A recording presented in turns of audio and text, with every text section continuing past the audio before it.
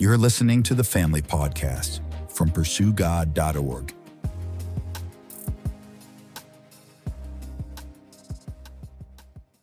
Well, parents, today I have an interesting topic, and I'll be honest, this is based on a book that I read that I thought was very interesting. It's by Dr. Leonard Sax. He's a family physician and a psychologist. He's studied the growing trend of apathy among boys in our culture, and he's kind of been looking at it over the last several decades. And I just thought it was a really interesting read. And I'll be honest, he presents 5 factors of why he feels like boys are adrift.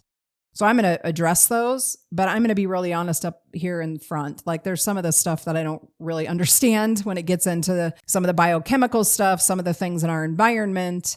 So I am by no means claiming to be an expert here. I just think it's interesting information for you to hear, parents that are raising boys, that our culture has created this confusion around what it means to be a boy, what it means to be a girl. And so for girls, I think over the last several years, we've done a great job of really empowering girls to take charge, to take engineering classes and really excel in STEM and, no holds bar, go and take whatever you want out of life, right? But in so doing, we've elevated girls. There's been this trend that we have pushed boys down, and that there's this trend that's developed over the last several years where boys are apathetic. Boys are not pushing themselves. They're falling in the background. They're not completing things. They're not setting goals. And so I just want to encourage you, parents of boys, let's fight for what God intended, that He created boys and girls, and there's differences, and that's good. And boys should be strong and should want to be leaders and should want to take risks and want to be a provider and a protector and a servant. All of these things, I feel like in our culture over the last several years, it's kind of like masculinity is bad. Leadership, power, any of that is bad. And so it's kind of pushed boys down and made them feel like it's a bad thing to want to have goals and aspirations and want to be a leader. In fact, my 22-year-old son has said as much, that amongst some of his peers, he feels like he has to apologize for wanting to be a leader, for wanting to be the sole provider in his home, to be a protector of his future wife and kids. It's like that's become a toxic idea because culture turns it into that men want to control women. And that's not at all what it is. In fact, we have to come all the way back to how God created and designed the family to be, that men are supposed to be the servant leaders in their home. They're supposed to be the ones to take charge and to protect and to provide for their family. And now, not that women can't also be providers, but God has designed men to be strong. And so I just want to encourage you parents today that are raising boys, especially if they're young, to just be aware of some of these factors that Dr. Sax brings out in his book. And like I said, there's going to be some of this that I'm not going to really hit a whole lot on. I encourage you to read the book yourself and do some additional research. But I do want to encourage us, because I did raise a son, and I can tell and see that even now in his young adult years, he's wrestling with how he should present his desire to be a leader and a protector in his family and not feel like he's pushing down women in some way. So just wanted to tackle from his book. He said there's 5 factors that are leading to this apathy in boys. So we see it in college statistics that there's less boys going to college than there was in 2011. The stat was 42% to 47% in 2011, that more women are going to a 4-year college and graduating, whereas less guys are going to college and finishing. And so there's some reasons that Dr. Sax would say this is why. So hopefully some of this is interesting to you. So let's tackle it for a few minutes. So the first thing is Dr. Sax just says that the early education structure, our preschool, kindergarten, just is not well suited for boys, because boys' brains develop a little later than girls. And so girls are able to adapt more quickly to a learning environment and taking in an information and sitting there quietly, process, and do an assignment, whereas boys' brains are slower to develop in that area. And they're a little bit more, not wild, but just kind of need to move around more. To sit in a chair and to just be talked at can be really hard for boys. Their brains just haven't quite developed yet. So what Dr. Sax has said is that in our education system, we're kind of setting boys up for failure right away, because then if boys aren't able to sit there and listen and do the work like the girls can, then they're going to get the label of ADHD or, be a behavioral issue. And so that's a problem, right? So maybe you have a son that you've sent to kindergarten and the teacher's sending a note home saying your son is just, he's disruptive. He's not doing his work. He's not sitting still. And so what Dr. Sax would say is, well, in fairness to the boys, that doesn't mean they're ADHD. It just means that their brain isn't developed quite enough to match that style of learning. They need more hands-on. They need a little bit more flexibility, a little bit more creativity to their learning. So that would be one factor that he would say that's really kind of put boys at a disadvantage, because it's not that they don't want to learn or they're not curious, but when they're kind of being told, sit still, be quiet, and then they get in trouble, then school becomes something boring and not something they want to do. Perhaps that's a very real issue for you right now. We'll come back here in a few minutes to just what are some things that we can do to fix that. Certainly, we can't change the entire education system. But anyways, just to be aware of that, of how the classroom is now set up in this day and age does not suit boys' brain development in those early ages.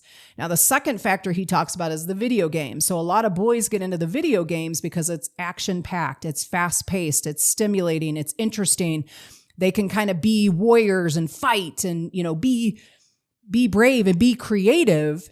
And it's quicker action than sitting in the classroom and being bored. And so video games then becomes kind of this addictive escape that school is boring, school is dumb, I don't learn anything, but the video games bring lots of excitement and they kind of live out in a fantasy world and miss out on like the real world stuff.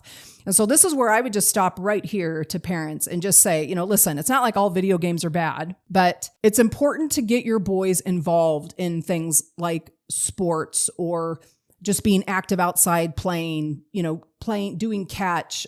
Well, playing catch, I should say, having your boys, make believe play outside with their buddies, that they don't find that their only outlet for being brave and even risky in some of their behavior has to be in a video game form, because then that just can become an addictive escape for them. Like create opportunities to say, no, we're going to go on a hike today and we're going to find, different things of nature that we're going to look at, or we're going to do this competition. Just doing things that give boys some challenge, that give them interest, faster paced stuff that's not sitting in front of a TV screen with a gaming console. The third factor that Dr. Sax discusses is the overuse of the ADHD medications. Now, he would say back to factor one, a lot of boys get diagnosed with ADHD because they have a hard time sitting still and listening. And it's not because they actually have ADHD, but it's just because their brain hasn't developed quite yet.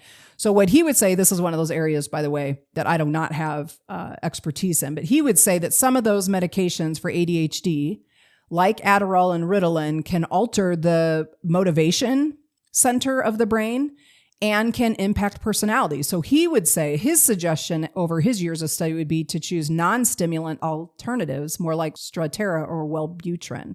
Now, again, this is not an area where I have an opinion, but he is saying one of the factors is maybe it's the wrong medication we're giving to our boys. And so then in addition to trying to fix their attention deficit issues, then we're giving them a medication that actually makes them even less motivated and might even make their personality altered. And so again, that could just be another factor while there's just this apathy in your son, because it's like they're taking a medication that's actually altering their desire to want to be motivated and to learn and to be active. And they might be being diagnosed with something that it isn't actually what they have. So again, I do not have any expertise in that area.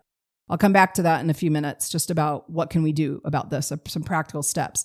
The fourth factor he talks about is the chemical hormone disruption. This is another area that I do not have a lot of expertise or even information, but I am learning a lot more about our food and the plastics and the water contaminants, the things that we have in our food supply that are actually harmful to us over time. And Dr. Sax would say that the plastics and water contaminants add to the issue of brain development and puberty onset, and especially impacts boys because it adds more of estrogen in the body rather than testosterone. And so that estrogen then for girls makes them go through puberty faster, right? They mature more, they get stronger, whereas boys are being held back in that area because it's not the estrogen that they need. And so that can create boys to feel not as strong, to feel behind, to be shorter, smaller than girls, right?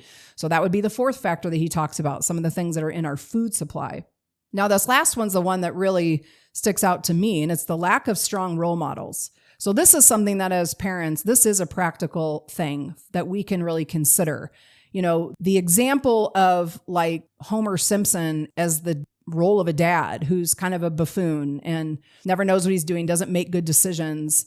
Those are a lot of the role models of what it means to be a man in our culture is not good. It's men that are absent or don't care, or they're so irresponsible. They're like another kid that the wife has to raise. So what Dr. Sax would say is manhood isn't something that just simply happens. It's an achievement. It's something that they need to watch how other men act and behave.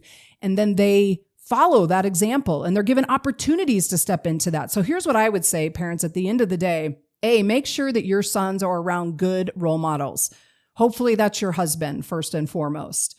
It's a coach, it's a family friend or a family member that shows what healthy manliness looks like, that you're a servant leader, that you're active in your family life, you're active in serving other people and in church, that you are not just sitting at home playing video games, that you're not absent, that you are in the game, actively in the game. Like your boys need to see godly men in their life. And they need to see that men should be strong, that men can be leaders. One of the things that I would really encourage is we encouraged our son to do this. Like if the neighbor needed help at their house, like, buddy, you're going to go over there and mow her lawn. You're going to do that. You can do that. You're going to go pull weeds.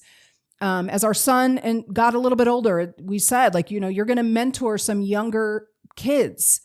You're a leader. You need to be an example for younger boys. And we need to instill that in our boys, that they should be strong. They should be leaders. They should be willing to take charge and take risks. And they should be a servant to people around them. So the more they can see that modeled in their life and the more they're given opportunities to be in the game, right? Even if it means serving at church and helping on the clean team or helping in kids' church when they're old enough to do that, like creating opportunities for your boys to be like, I have a role to play. I can make a difference. And putting them around other men that model that is awesome. So just some of the possible takeaways from this, I just think we have to go to scripture and think about what the Bible has to say about boys. Like Paul says to Timothy, his mentee, don't let anyone think less of you because you're young, but be an example. Encourage that in your boys. Like you have skills and abilities that God has given you. I want you to use those. When you're out at the bus stop waiting for the bus, be an example to those younger kids that are looking up to you. Pay attention to the words that you're saying and the way you're acting. Or if you see a kid being bullied, that you would step up and say, that's not how we act. Like give words of encouragement to your son to step out. 1 Kings 2 says, I'm going where everyone on earth must go someday. Take courage and be a man. Observe the requirements of the Lord your God and follow all his ways. Keep the decrees, commands, and regulations and laws written in the law of Moses so that you will be successful in all you do and wherever you go. This idea that teaching your son from a young age, to read the Bible, to really understand God's word, to understand what God's calling is on their life, to be a leader, to be obedient, to step out, to be different than peers that are going to want to do things that are not honoring to God, and to encourage your son from a young age to be brave, to be strong, to stand up for God, to stand up for the little guy, the kid that gets bullied at school. Now, what Dr. Sax would say is, if there's any way that you can adjust the learning environment for your young kids, he suggests that. I mean, again, to me, that's a pretty big ask.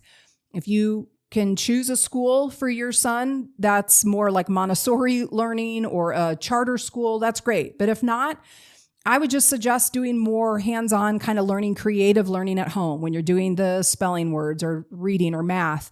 Like create opportunities for your son to be able to interact with the information while throwing the ball or building something with Legos, right? As far as the video games, I mean, I am in full agreement with Dr. Sax that there needs to be major boundaries on that. So don't feel like you're a bad parent if you set boundaries and time restraints on the video games. Because again, what Dr. Sax would say is the video games is like the virtual world, the pretend world that your son is trying to work out more masculine kind of traits in, but it's not real life. You need to find ways to get them involved and taking action and being active in real life, and don't let them just escape through the video games. Now, if you have a son that's been diagnosed with ADHD, Dr. Sax would encourage you to just make sure you get maybe more than one opinion on that and see if the change in learning environment affects that behavior, or if there's a different medication maybe to consider. Again, I don't have any expertise in that area, but certainly finding mentors for your son, and for your son when he's at an age, middle elementary school, to be a mentor. That's something that we believe in strongly at Pursue God, is equipping people to help others. And our kids can do the same. A 5th grader can help a 3rd grader. You just have to be a little bit further along. So the more you can get your boys around good, strong, healthy, servant leader kind of men or older boys, it'll be great for him to have a model for what it means to be a man, but also to give them opportunity to be a mentor as you move along. But all of that to say, there is this apathy trend in our boys. So as Christian parents, let's do our part to fight against what the culture's trying to sell us and stand up for our boys and encourage them to be strong, to be what God wants men to be leaders and protectors and providers. And at the end of the day, to be the model of what Jesus was, a servant leader. That leadership is about serving. Leadership isn't about bossing people around. And I'm not talking about toxic masculinity here. I'm talking about a servant leader, the model that Jesus gives us. And as parents, it's our job to create that environment for our son to be able to grow and learn what that means, and to not make apologies for being a boy or make apologies for wanting to be a leader. Provide them opportunities, set them up for success, and let's see what God can do in our boys and in the future generation. Thanks for listening. Don't forget to share this episode with a friend. Find more resources to talk about these topics with your small group, family, or mentor on PursueGOD.org.